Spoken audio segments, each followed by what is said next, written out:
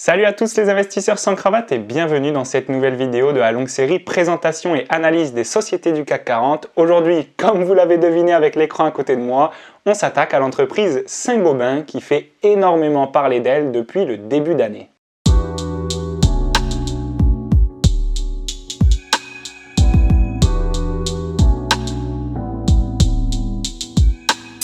Saint-Gobain se présente comme une entreprise qui produit et distribue des matériaux et des solutions pensés pour le bien-être de chacun et l'avenir de tous. Ces matériaux se trouvent partout dans notre habitat et dans notre vie quotidienne. Il peut s'agir de bâtiments, d'infrastructures, de transports ou encore de multiples applications industrielles. Ils apportent confort, performance et sécurité et nous permettent de répondre aux défis de la construction durable. Il faut dès maintenant que vous compreniez à quel type d'entreprise vous avez affaire. Il s'agit d'une entreprise de taille quand même relativement importante avec une capitalisation tournant aux alentours des 40 milliards de dollars et pourtant elle occupe une place uniquement intermédiaire au sein de l'indice du CAC 40. Dans ce dernier, elle occupe un poids d'environ 1,60%.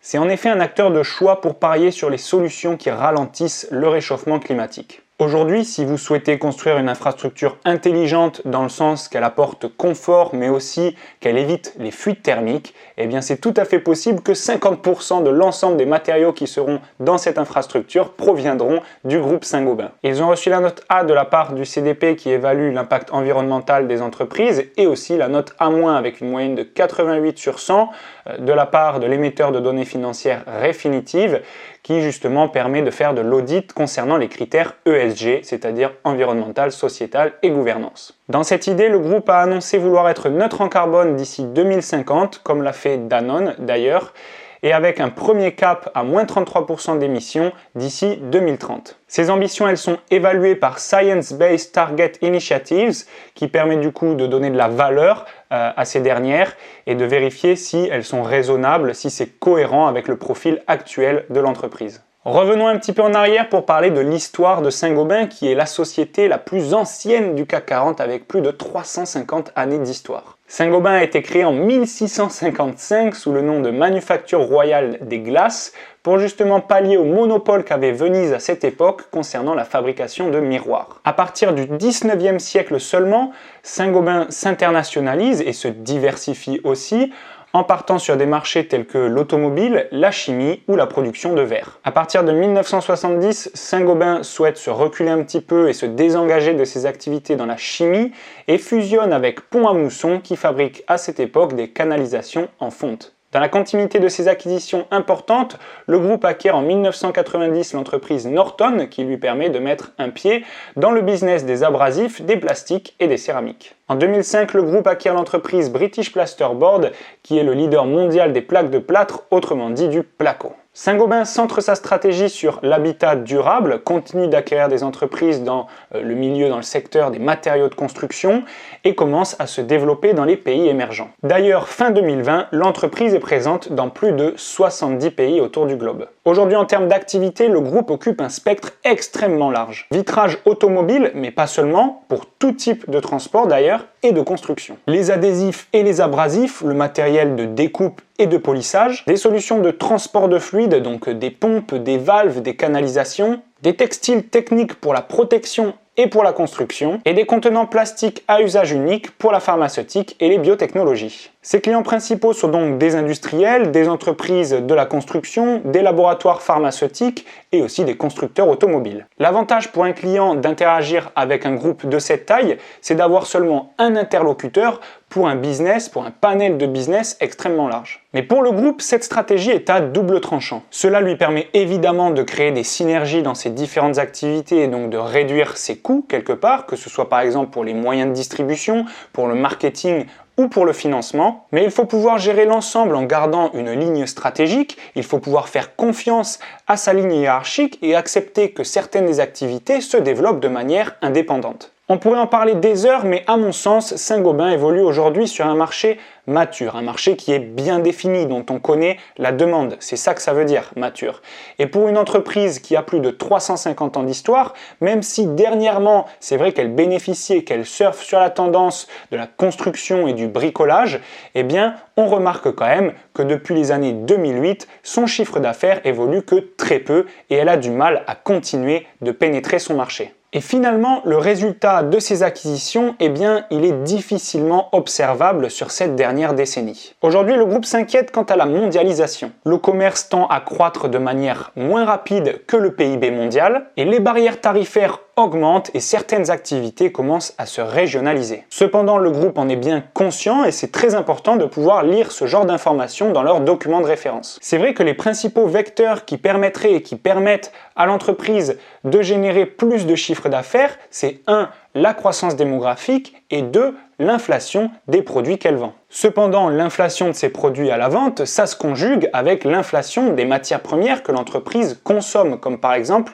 le bois et l'acier. Donc c'est vrai que dans un contexte inflationniste, l'entreprise peut dans un premier temps bénéficier de cette évolution des prix à la hausse, à condition qu'ils arrivent à bien répercuter l'évolution du prix des matières premières qu'ils consomment sur les produits finaux et que donc leurs clients soient en mesure d'absorber cette évolution. De cette façon, même si les prix augmentent, ces clients continuent d'interagir avec le groupe parce qu'ils aiment la qualité de leurs solutions et que quelque part ils en sont un petit peu dépendants. Cependant, vous l'aurez compris, on parle ici d'une croissance du chiffre d'affaires en prix et non en volume.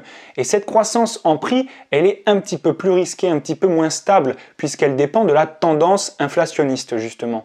Et s'il y a un changement de cette tendance, ça peut se retourner contre l'entreprise. Il peut aussi avoir certains blocages psychologiques ou certains niveaux de prix qui font que le client n'est plus capable d'assumer cette évolution-là. Donc tout ça, ça ne dure qu'un temps. La croissance en volume, elle est bien plus saine. Mais pour une entreprise de la taille de Saint-Gobain, eh bien ça dépend surtout de la croissance démographique. Et là, il faut être quand même assez patient. Surtout si l'entreprise n'arrive pas à continuer de pénétrer son marché et que des petites entreprises spécialisées commencent à se développer. En fait, la croissance de valorisation de l'entreprise Saint-Gobain, je vous le rappelle quand même plus 70% depuis le 1er janvier 2021, c'est une des meilleures performances du CAC 40, eh bien elle s'explique par des taux qui sont bas et des entreprises du secteur de la construction qui s'endettent lourdement et qui passent de nombreuses commandes. En plus, on a des matières premières dont les délais de livraison s'allongent et dont les prix augmentent et du coup, Saint-Gobain peut surfer sur cette tendance, comme je le disais tout à l'heure, et répercuter l'évolution de ses prix sur ses produits finaux. Pour comprendre si un chiffre d'affaires bénéficie plutôt d'un effet volume ou d'un effet prix, il vous suffit de vous rendre dans le document de référence de l'entreprise concernée et vous aurez justement la contribution en prix et en volume du chiffre d'affaires. Et il me tarde de voir cette contribution en prix et en volume pour le chiffre d'affaires annualisé 2021. Aujourd'hui, le groupe souhaite se rapprocher de ses clients et répondre à cette demande de consommation locale. Dans ce but, ils souhaitent régionaliser leurs activités. Par exemple, ils vont installer un directeur général dans chaque pays où le groupe est présent. Ils rendent la gestion de leurs filiales à l'étranger un petit peu plus autonome. Chaque filiale va éditer son propre compte de résultats et va prendre des décisions de manière individuelle en fonction de leur performance. Ils souhaitent aussi continuer de renforcer leur présence digitale, que ce soit pour leurs clients, pour développer une nouvelle expérience de vente, pour développer le click and collect aussi par exemple, mais aussi pour leur utilisation à eux concernant la gestion des données. Ils souhaitent aussi mettre un petit coup de frein sur ces nombreuses acquisitions qui n'ont pas toujours été réellement efficaces pour se recentrer sur les business les plus porteurs et croyez-le ou non, il s'agit des tubes en silicone, des vitrages techniques et des isolations biosourcées. Ils souhaitent aussi, comme on l'a dit, se développer dans les pays émergents à forte croissance, comme par exemple le Mexique, la Chine ou l'Inde, mais aussi continuer de développer leur présence aux États-Unis. Dans cette idée de réorganisation pour revenir plus fort, eh bien l'entreprise en 2020 a cédé plus de 3 milliards d'euros de chiffre d'affaires d'activité, comme par exemple les 10% qu'il leur restait chez le chimiste Sika. Mais pour beaucoup d'analystes, ces va-et-vient entre acquisition et cession, eh bien c'est du réchauffé pour Saint-Gobain et ces dernières décennies, l'entreprise n'a pas réussi à montrer l'impact positif de cette stratégie sur son chiffre d'affaires. En effet, jusqu'à la publication de leur premier semestre 2021, eh bien, il n'y avait pas grand-chose au point de vue financier qui permettait d'expliquer, de justifier l'explosion de la valeur en bourse. Entre 2006 et 2019, le chiffre d'affaires n'a pas bougé, la marge d'exploitation a chuté d'environ 10% à 7,4%, et pourtant l'entreprise continue d'investir massivement à coût de 1,5 milliard de dollars en moyenne par an. Son ROE, c'est-à-dire la rentabilité des capitaux propres de l'entreprise, est bon, mais rien d'extraordinaire et on comprend pourquoi quand on voit la proportion qu'occupent les capitaux propres au sein du passif de l'entreprise. En 2020, pour 1,7 € de capitaux propres, l'entreprise a environ 3 € de dette. Son levier financier est donc pas forcément exploité au maximum. Cependant, parmi les progrès, l'entreprise a quand même réussi à nettement améliorer ses cash flows, et ça c'est le fruit, si vous voulez, d'une bonne gestion des fonds de roulement, c'est-à-dire des investissements à court terme pour le cycle d'exploitation, et aussi le fait que l'entreprise ait accepté de céder quelques activités de niche. Cependant, je vous invite à faire attention, puisque quand on regarde l'évolution du bilan de l'entreprise Saint-Gobain, eh bien c'est vrai qu'on note qu'en 2020, il y a eu une nette amélioration du besoin en fonds de roulement. Ce dernier a réussi à être réduit.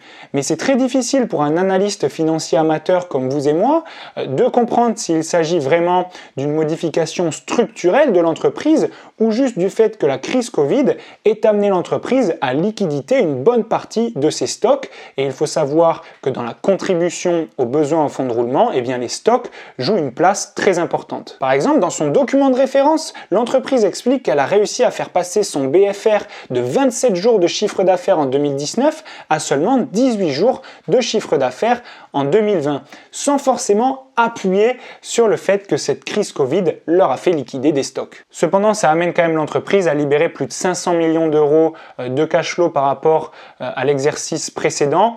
Et le cash flow aujourd'hui, c'est extrêmement important puisque ça améliore les critères de solvabilité de l'entreprise et ça améliore sa capacité d'autofinancement. Aujourd'hui, l'entreprise est en mesure de générer environ 1,5 milliard d'euros de cash flow et d'ailleurs, il y a 700 millions environ chaque année de ces 1,5 milliard qui est destiné à la rémunération des actionnaires. Tout ça pour vous dire que c'est quand même assez difficile d'expliquer l'explosion de la valeur en bourse. Cependant, il ne faut pas le cacher, l'entreprise avait quand même pour habitude de publier un petit peu en dessous à chaque fois des estimations, alors que là, pour le premier semestre 2021, elle commence très fort. Mais ce genre d'informations reste quand même inaccessible tant qu'elles ne sont pas rendues publiques, donc à part si vous occupez un poste de cadre financier dans le groupe, ne venez pas me dire que vous aviez flairé ces publications. Cependant, et pour clôturer cette présentation, on va quand même rappeler les points extrêmement positifs de l'entreprise Saint-Gobain. Donc cette dernière permet de surfer quand même de manière très intéressante sur les solutions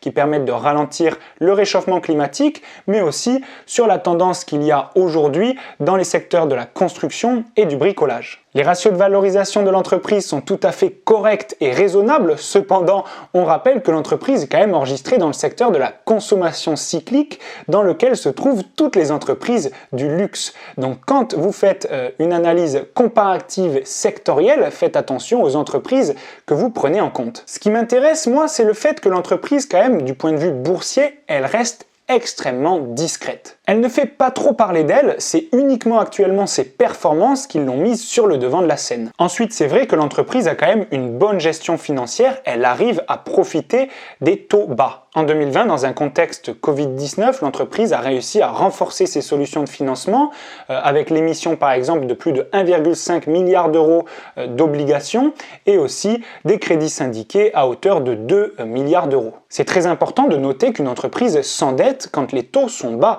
C'est évidemment ce qu'elle doit faire. Et quand on voit que dans un contexte de taux bas, elle arrive à émettre plus de 1,5 milliard d'euros d'obligations, eh bien ça veut dire finalement que quand même l'entreprise reste très intéressante. L'entreprise verse depuis des dizaines et des dizaines et des dizaines d'années des dividendes, pas forcément de manière extrêmement stable en termes de montant, mais quand même on reste sur un rendement moyen autour de 3%. Et ce qu'on notera surtout, c'est que les prévisions pour la fin d'année 2021 sont excellentes. La marge d'exploitation devrait renouer avec les 10% et la marge nette autour des 6%. Ce qui permettrait à l'entreprise d'avoir un résultat net autour de 2,5 milliards d'euros et donc un bénéfice net par action autour de 4,7 euros. Au point de vue technique, eh bien, il n'y a pas grand chose à dire. L'entreprise, elle a explosé ses plus hauts d'avant-crise. On notera quand même qu'en 2018 et 2019, l'entreprise a nettement sous-performé le CAC 40, alors qu'en 2020 et en 2021, elle a explosé. C'est très difficile de dessiner un quelconque canal de tendance, tellement cette tendance est forte et qu'il y a peu d'oscillations à la baisse et de corrections.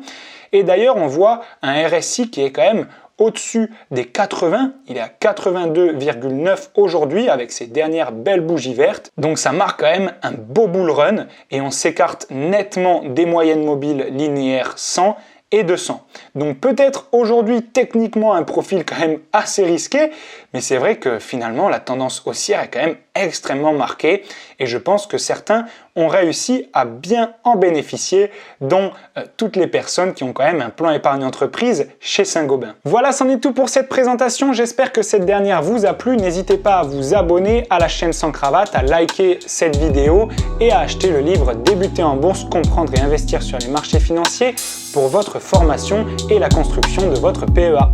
Ciao ciao et à bientôt!